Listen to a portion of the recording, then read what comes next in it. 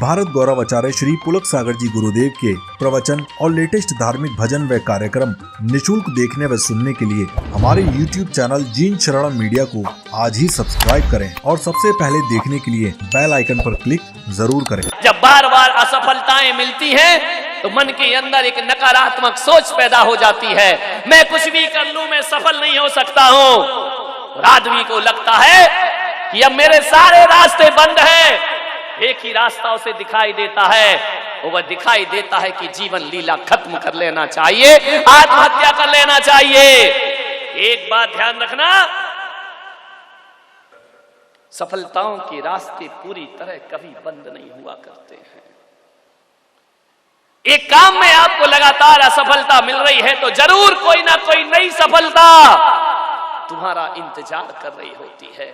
एक बच्चा सोचता है मैं डॉक्टर बन जाऊं, बार बार परीक्षा देता है, फेल होता है, नहीं बन पाता है। तो बच्चे को ये मत बोलो कि तेरी तो जिंदगी बर्बाद हो गई, तूने तो जीवन बर्बाद कर लिया।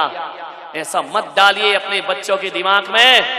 क्या एक बच्चा डॉक्टर नहीं बनेगा तो वो अपनी जिंदगी नहीं जी सकता है? क्या और तरीके नहीं है जीवन जीने के? क्या डॉक्टर या इंजीनियर बनना ही जीवन है? नहीं मेरे भाई, इस दुनिया में लोहा बेचने वाला टाटा बन जाता है और जूता बेचने वाला बाटा बन जाया करता है। ध्यान रखिए, कौन कहता है एक जूते चप्पल बेचने वाले बाटा इंडस्ट्रीज के मालिक बन जाते हैं और एक लोहे का भंगार बेचने वाला टाटा स्टील का मालिक बन जाया करता है। आप सोचिए, इतने जल्दी हताश। एक बच्ची मेरे पास आई, हिंदू समाज की वह बच्ची, और उसने आकर के मुझे प्रणाम किया। बोले महाराज, मैं आपका एहसान जीवन में नहीं भूलूंगी। मैंने कहा मैं तो तुझे जानता नहीं।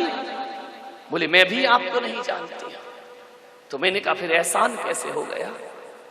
बोले आज मैं जिंदा खड़ी हूं तो आपकी वजह से जिंदा खड़ी हूं। मैंने कहा ऐसा क्या हुआ तेरे जीवन में? आज जो जीवन मुझे मिला है वो आपकी देन है महाराज। मैंने कहा ऐसा क्या हो गया? बोले मैंने 12th का एग्जाम दिया और एक पेपर में नंबर कम आ गए, मैं आत्महत्या करने के लिए तैयार हो गई। जिंदगी से निराश और हताश, मैंने समझ लिया कि अब मेरा अच्छे कॉलेज में दाखिला ना होगा, अब मैं आगे ना बढ़ पाऊंगी, अपने सपने पूरे ना कर पाऊंगी। मेरे माँ बाप को मुझसे उम्मीद थी कि मैं डॉक्टर बनूंगी, लेकिन अब मुझे लगा कि शायद मैं माँ बाप के सपनों को साकार नहीं कर पाऊंगी। मैं आत्महत्या करने के लिए जा रही थी, लेकिन अचानक मेरी पड़ोसिन ने मुझे आपकी एक पुस्तक दी जिसका नाम था आत्महत्या, और उसने कहा कि तुझे आत्महत्या करना है तो कर लेना, लेकिन करने के पहले मैं चाहती हूं कि इस पुस्तक को एक बार तू जरूर पढ़ ले। उस बच्ची ने उस पुस्तक को पढ़ा, और जैसे ही मैंने उस पुस्तक को पढ़ा महाराज, मेरे अंदर का जमीर जाग उठा और उसने कहा कि एक रास्ते असफल होने से सारे रास्ते बंद नहीं हुआ करते हैं। और मैं आत्महत्या का विचार मेरा कैंसिल हो गया महाराज।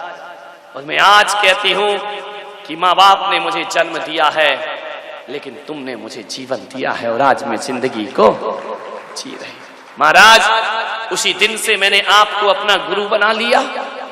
बड़ी तमन्ना थी कि एक बार आपसे मुलाकात करूं, और आज मैं जब बाजार से जा रही थी और बाजार में आपका होर्डिंग देखा तो मुझे लगा कि ये संत ग्वालियर शहर में ही आए हैं।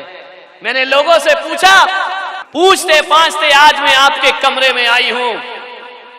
मैं आपके एहसानों को कभी जिंदगी में भूल नहीं सकती हूं। मैंने कहा तुम क्या करती हो?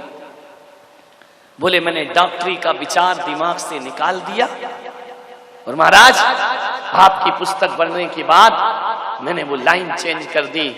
मैंने कहा एक घर उजड़ता है तो 1000 घर इंतजार करते हैं। कोई दिक्कत नहीं है, एक रास्ता बदल जाए 1000 रास्ते हमारा इंतजार करते हैं। जिंदगी एक चौराहा है, एक रास्ते पर मंजिल ना मिले तो 3 रास्ते हमारा और इंतजार कर रहे हैं। इसके लिए जीवन की लीला को खत्म नहीं करना चाहिए। मैंने अपना दिमाग बदला तो महाराज मैंने सीए किया। आज मैं डॉक्टर नहीं बन पाई, कोई बात नहीं, लेकिन आज मैं सीए बनी हूं और लाखों रुपए का पैकेज मेरे पास है। और आज मेरे घर के लोग मुझ पर नाज करते हैं। और जब जब वो दिन मैं याद करती हूं, यदि मैं मर गई होती तो जीवन की लीला क्षण भर में समाप्त हो गई होती। एक बात ध्यान रखिए, कितने भी कष्ट आ जाएं, कितने भी दुख आ जाएं, हर हाल में जिएंगे। घास की रोटी खाकर भी जीना पड़े तो राणा की बेटियां जंगल में घास की रोटी खाकर की जिंदगी को जिया करती हैं। हजारों जलजले आते हैं, तूफान आते हैं। गुजरात में भूकंप आया, उड़ीसा में चक्रवात आया, राजस्थान में सूखा पड़ा। एक बात ध्यान रखना, एक तूफान आता है, हजारों के घरों को उजाड़ करके चला जाता है, लेकिन जो लोग जिंदा बच जाते हैं, आशा और कर्म पे विश्वास नहीं छोड़ते हैं, वो अपना आशियाना फिर से बना लिया करते हैं, वो अपना मकान फिर से। एक चिड़िया का घोंसला कितनी बार टूटता है, कितनी बार गिरता है, लेकिन एक नासमझ चिड़िया भी जिंदगी से हार नहीं मानती है। एक एक तिनका लाती है, एक एक धागा उठाकर लाती है, दिन भर घूमती है और टूटा हुआ घोंसला फिर से वह चिड़िया तैयार कर लिया करती है। क्या दिक्कत है? आज किशोर और किसान दोनों आत्महत्या कर रहे हैं। और जिस देश में किसान और किसान आत्महत्या करने, एक बात मान के चलना, वो देश सामूहिक आत्महत्या की ओर कदम बढ़ा रहा है। अरे किसी भी हाल में मत मरिए, ये मनुष्य का चोला प्राप्त हुआ है। मालूम है, इस शरीर को पाने के लिए तुमने 84 लाख शरीर फेंके हैं। ध्यान रखना, 84 लाख टन फेंके हैं। कई बार नालियों के कीड़े बने हो तुम, कई बार जानवर बने हो, कई बार काटे गए और मारे गए। बस एक आस में जीते रहे कि कभी तो मनुष्य का चोला मुझे प्राप्त होगा। और ये मनुष्य का चोला आत्महत्या की भट्टी में झोंकने के लिए हुआ है? नहीं, संघर्षों से लड़ो, संघर्षों से जूझो। जो व्यथाएं प्रेरणा दें उन व्यथाओं को दुलारो, जो व्यथाएं प्रेरणा दें उन व्यथाओं को दुलारो। जूझ कर कठिनाइयों से रंग जीवन का निखारो। वृक्ष कट कट कर बड़ा है, वृक्ष कट कट कर बड़ा है, जीत लड़ लड़ कर मिली है। मृत्यु से जीवन मिले तो आरती उसकी उतारो, मृत्यु से जीवन मिले तो आरती।